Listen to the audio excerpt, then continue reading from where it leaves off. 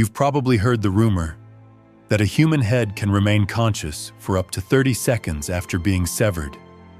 30 long seconds. Imagine the eyes still blinking, the lips twitching, trying to form words. A final half-minute in a bodiless limbo where the mind realizes death is here, but isn't done quite yet.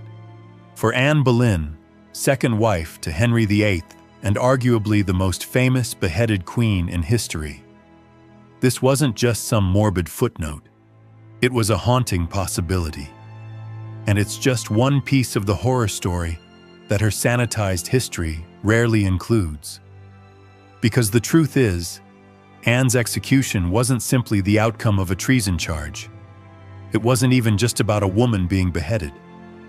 Her death was a meticulously planned psychological and political spectacle, a form of destruction meant to strip her of dignity, identity, and even memory. The kind of execution designed not just to kill the body, but to obliterate a legacy. By the time she stepped onto the scaffold on May 19, 1536, Anne had already endured over 2 weeks of torment inside the Tower of London. 17 days to be exact. 17 days of waiting, of not knowing when or if her head would fall. The very same fortress where she'd once waited to be crowned queen now served as the place she'd be erased. 3 years earlier, Anne had ridden in a grand procession through London. She'd been crowned Queen of England at Westminster Abbey in an elaborate ceremony filled with triumph. But now she sat in a tower cell, alone and disgraced, while the king delayed her execution over and over, each postponement dragging out her psychological torment. Henry VIII even had an expert swordsman shipped in from Calais, France. Not because he was showing mercy, though that's how it's often portrayed, but because he wanted precision.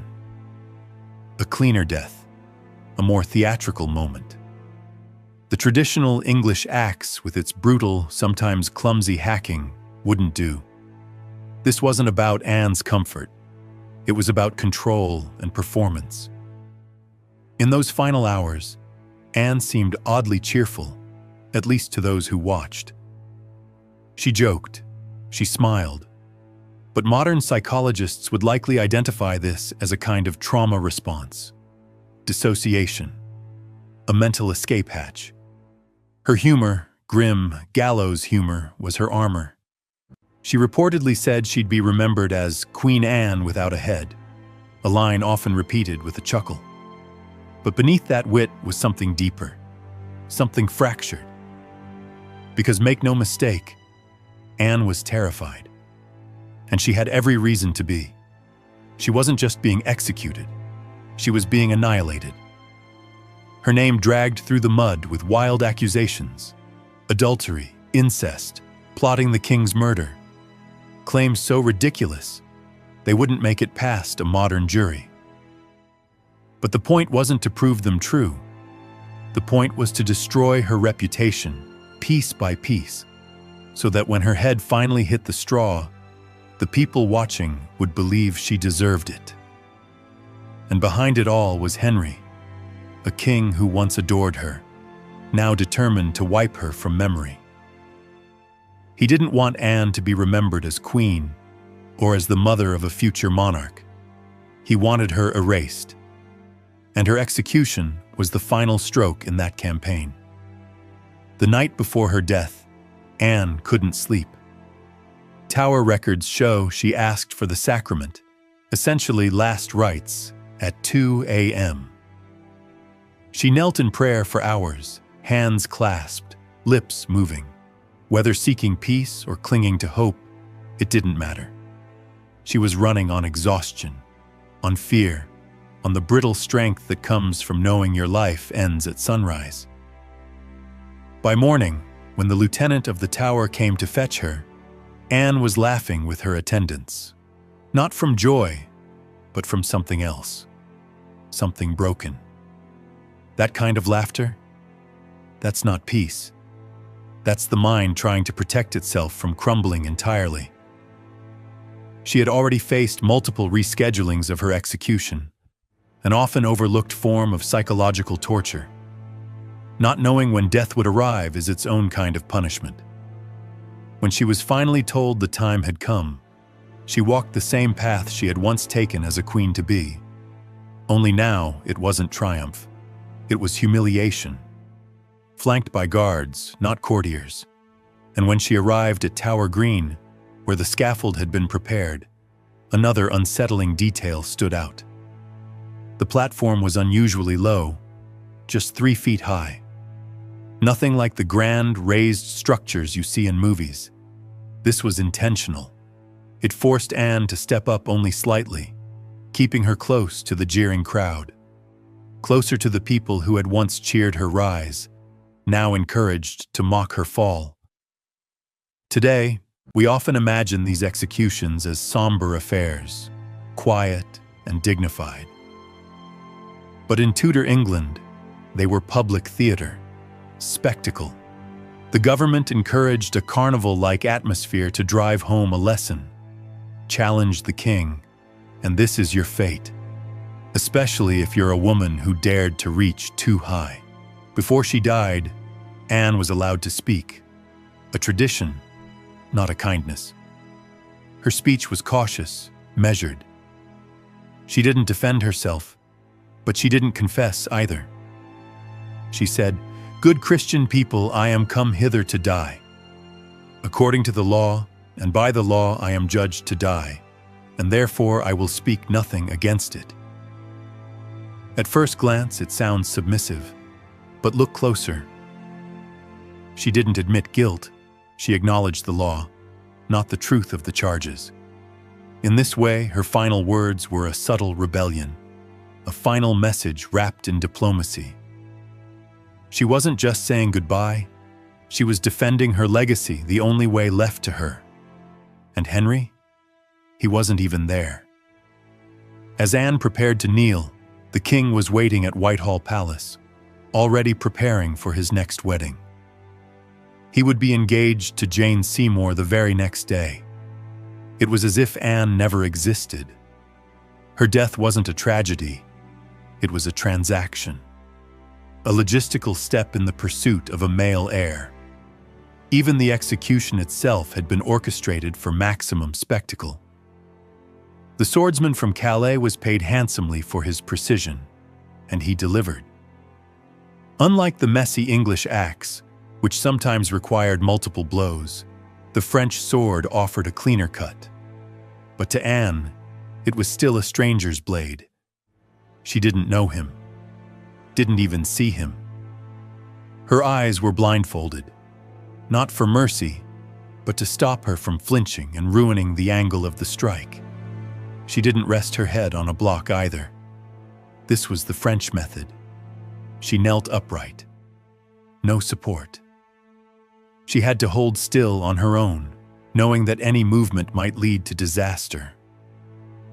Witnesses described her lips moving in silent prayer, her head twitching beneath the blindfold, trying to hear the moment the blade would arrive. But it never did, at least not in a way she could anticipate. The executioner distracted her with a shout before swinging. She never saw it coming. And yet, even when the sword did its job in a single clean stroke, the horror wasn't over. Some witnesses reported her eyes still fluttering, her lips still moving, perhaps praying, perhaps trying to speak. Because for a few seconds after decapitation, the brain can remain active, processing pain, panic, or prayer. And the horror didn't stop with Anne's body. No coffin had been prepared. Her ladies-in-waiting, devastated and unprepared, had to scramble for a container, an old arrow chest, to place her remains inside. She was buried quickly, without ceremony, in an unmarked grave at the Tower Chapel.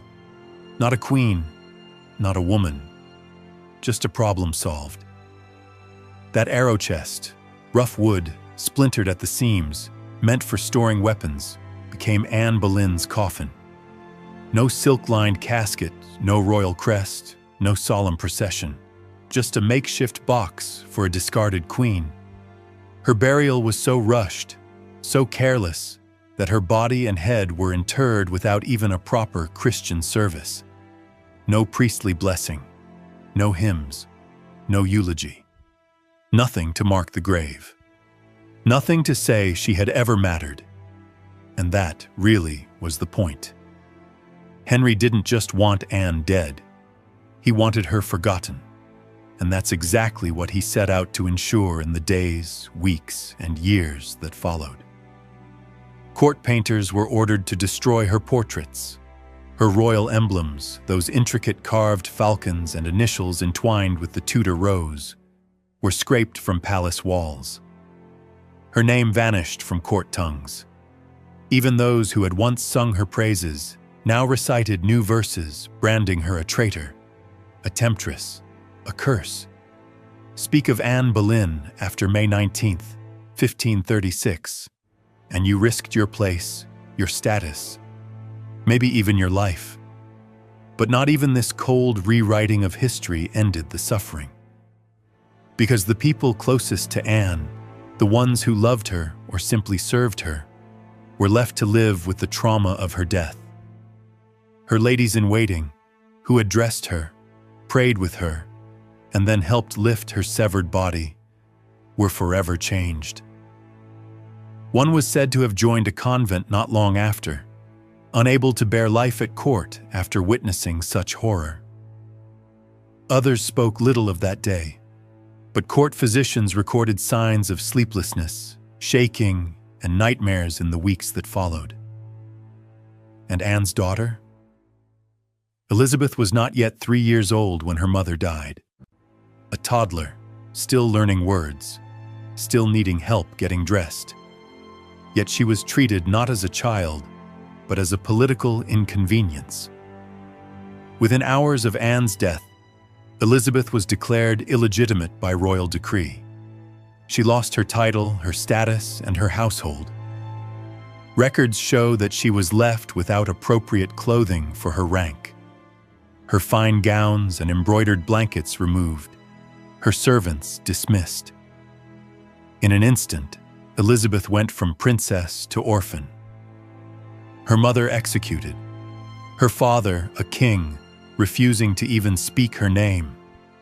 This was more than political cleanup. This was cruelty directed at a child. And let's not forget, Anne wasn't the only one executed. 5 men, one of them her own brother, George Boleyn, were beheaded in the days leading up to her death. They had been accused of adultery with Anne, of plotting against the king, of unspeakable sins. The charges were ludicrous, with no credible evidence, but the goal wasn't truth. It was consistency. By killing them first, the state made Anne's guilt seem more plausible. No one left to contradict the story, no one to complicate the narrative. These men died not for what they'd done, but because they were useful characters in a script already written. And the executions themselves? Not quiet affairs, not somber events with bowed heads and tears. These were public performances, death as drama. On Tower Green, the scaffold wasn't just a platform, it was a stage. Crowds gathered, buzzing with anticipation. Vendors sold food and drink. Children clung to their parents. And throughout the audience, royal officials had placed supporters, plants, whose job was to cheer at the right moments, to boo the condemned, to cry, "God save the king!" Anne would have heard it all, the jeers, the chants, the casual laughter of people treating her death like a fairground attraction. And this wasn't just how things happened. It was designed that way. Tudor justice wasn't about swift punishment. It was about dominance, about turning executions into warnings. The louder the spectacle, the stronger the message. The Queen herself, once untouchable, was now paraded as a cautionary tale. Daughters, wives, courtiers, watch and learn. Anne's final words, often praised for their dignity, were also tragically constrained. She said what she had to say, not what she truly felt. Her praise for Henry as a gentle and sovereign lord, that wasn't affection. That was strategy. She knew her daughter's future depended on how she behaved in those final moments. Any anger, any truth, might result in even harsher punishment for those she left behind. It wasn't freedom of speech, it was censorship at the point of a blade. And still, Henry ensured the death itself was executed with chilling precision. The imported sword, the expert executioner, the blindfold, all chosen not for Anne's benefit, but for the benefit of those watching. So there'd be no messy spectacle, no screaming, no hacking, just a clean, sharp slice. One moment Anne was alive, the next she wasn't. Even the executioner prepared meticulously, practicing for days on animals to perfect the motion. His sword wasn't an English axe, but a French blade. Thinner, sharper, lighter. Designed for speed and efficiency. A horizontal slice rather than a downward chop. More elegant, more foreign, and more theatrical. And when it was over, when Anne's head tumbled from her shoulders, the executioner held it up by the hair, turning to the crowd, a silent statement. It is done. Blood still oozed from the stump of her neck. The crowd, so loud moments earlier, fell into stunned silence. Some fainted, others turned away. A few whispered prayers, while others muttered slurs. But the message had landed. Thomas Wyatt, a poet and courtier who had once loved Anne, watched from his cell in the tower. He wrote of her afterward, recalling the little neck once adorned with diamonds. His grief slipped between the lines of his verse, a private lament in a world where public mourning was dangerous. And still, Anne was denied even a marked grave. Her remains, hastily bundled in that arrow chest, were buried in the chapel of St. Peter ad Vincula beneath the floor. No headstone, no plaque. For centuries, no one knew the exact spot. It was as if she'd been swallowed whole by the tower, erased in life, erased in death. But the campaign didn't stop there. Henry's propaganda machine kicked into high gear. Poets once charmed by Anne now wrote venomous verses. Chronicles praised the king's mercy for choosing a skilled swordsman, ignoring the cruelty of the entire ordeal. The entire event was reframed, repackaged, sanitized. What had been a brutal execution became, on paper, a tidy act of royal justice. And the most disturbing part? Henry moved on without pause. The very next day, he became formally engaged to Jane Seymour. Less than 2 weeks later, they were married. A quiet wedding. No grand affair, just business. Like nothing had happened. Anne wasn't a widow. She wasn't even a memory. She was a deleted chapter. Her death had solved a problem. She hadn't delivered a male heir. She had challenged the king's authority. She had become inconvenient. So she was removed. With precision. With planning. With a cruelty that went far beyond the sword. And with her went the illusion that even queens were safe from royal wrath. But Anne's death wasn't just the result of royal rage. It was the grand finale to a campaign of psychological torture that had been building for weeks. In the lead-up to her execution, Anne endured more than imprisonment. She was interrogated relentlessly, deprived of sleep, and kept isolated from supporters. Every part of her environment was designed to break her spirit. Thomas Cromwell, Henry's chief minister and the architect behind the charges, used tactics that bear an eerie resemblance to modern psychological warfare. Sleep deprivation, sensory manipulation, isolation, false information. Anne's mental deterioration wasn't accidental. It was engineered. By the time she stood on the scaffold, she was already mentally and emotionally dismantled. The execution itself was simply the final act, and Henry wasn't taking any chances. Extra guards were stationed throughout the tower. The garrison was doubled. These weren't just precautions against escape. They were warnings. No last-minute appeals. No shows of sympathy. No chaos. The message was clear. Don't intervene. Don't question. Don't even mourn. Even the timing of the execution was calculated. Mid-morning, not the usual dawn hour. Why? Because more people could attend. More nobles, more witnesses, more potential dissenters forced to watch in silence. The entire city was made to acknowledge the moment. When Anne's head fell, church bells rang throughout London. Not for mourning, but for proclamation. This wasn't the death of a queen. It was a display of power, of domination. The private had become political, and Anne's agony had been turned into a performance.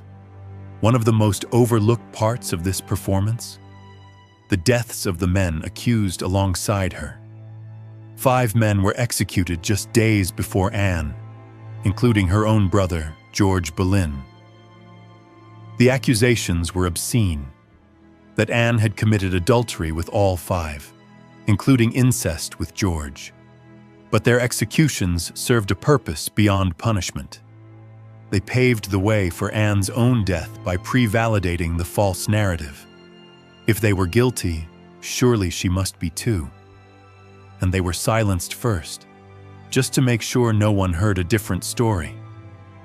This kind of coordinated judicial slaughter wasn't justice. It was propaganda. It was message control.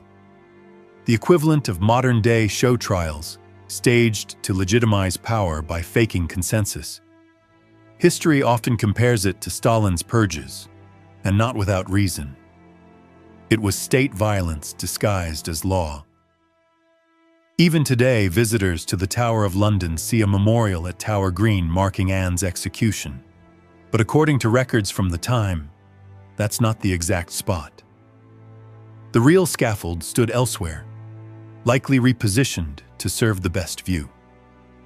This confusion over the exact location mirrors the way Anne's death has been distorted in public memory.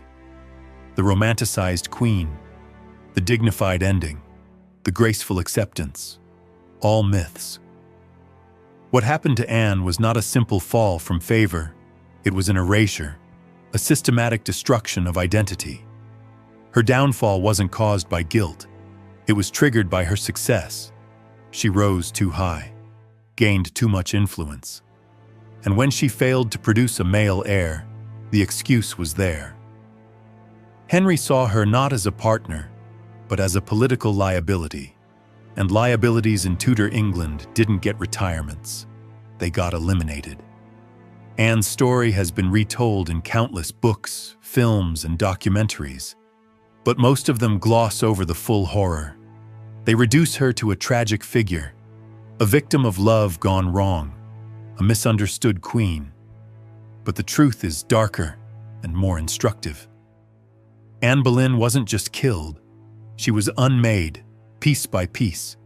Her image, her voice, her memory, all targeted by a king who wanted the world to forget she ever mattered. And for a long time, it worked. Centuries passed before historians began piecing her story back together. Letters, court transcripts, eyewitness accounts, fragments that survived Henry's purge. It took generations to rebuild the narrative and recognize Anne not as a villain or a seductress, but as a woman navigating one of history's most dangerous courts. A woman who used wit and ambition to climb, but was ultimately crushed beneath the very system she tried to master. And yet, the ripples of her death didn't stop with her burial.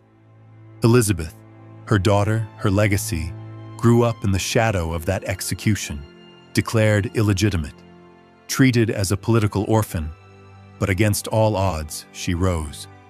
She reclaimed her birthright and became one of the greatest monarchs England has ever known.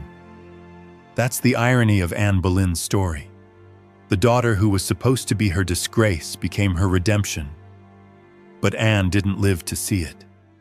And that may be the final tragedy.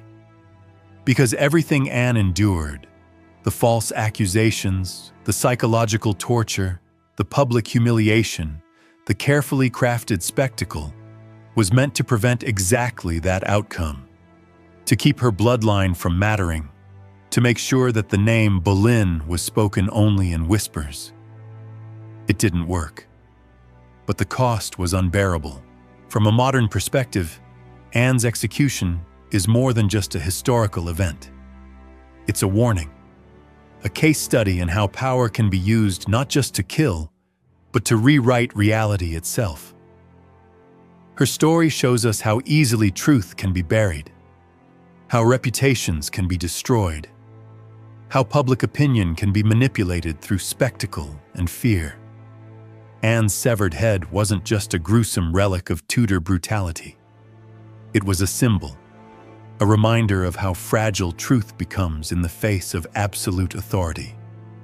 And that's what makes her story so relevant even now. Because while the tools have changed, media instead of swords, smear campaigns instead of scaffolds, the tactic remains the same. Discredit, destroy, delete, turn a person into a narrative, and then rewrite that narrative until no one remembers the original story. Anne Boleyn's true legacy isn't just her daughter or her tragic end. It's the uncomfortable truth she leaves behind. That under unchecked power, even history itself can bleed.